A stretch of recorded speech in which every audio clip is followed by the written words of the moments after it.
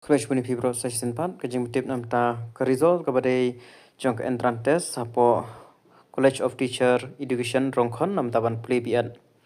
The following candidates are selected for undergoing 2 years BEd course at the College of Teacher Education Rongkhon Tura for the academic session 2025-2027. List of selected candidates in order of merit.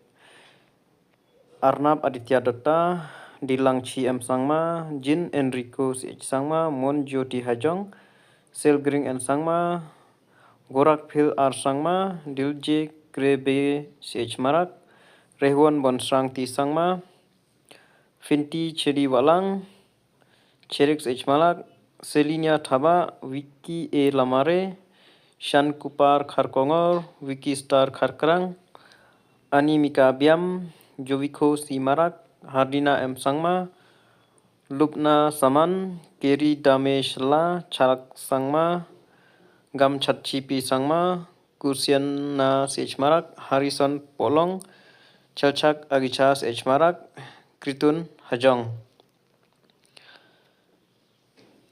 Arpenreu, Katrin Kharlartang, Alphonse Momin, Chiringsa E Sangma, Tenang CH Marak, Sidnyan D Sangma, Brano M Marak, Natalie G Momin, Kirsaki Pasa, Arik Sengkan CH Sangma, Chonang Armarak, Samatchi CH Sangma, Karintia Nongpsap, Finilia Singli, Mario Atamrik Armarak, Balbira CH Marak, Chokchime CH Marak, Chonre CH Marak, Bilshan Jerem M Marak, Blossom D Sangma, Kilita B Marak, Olivia Manche CH Marak, Dinchas N Marak, Chandrik N Marak, Chubat D Marak, Bat Norang Chi D Sangma.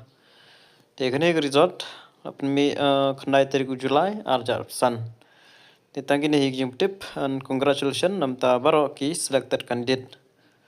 Tetangi ne hig tip khoble shibun.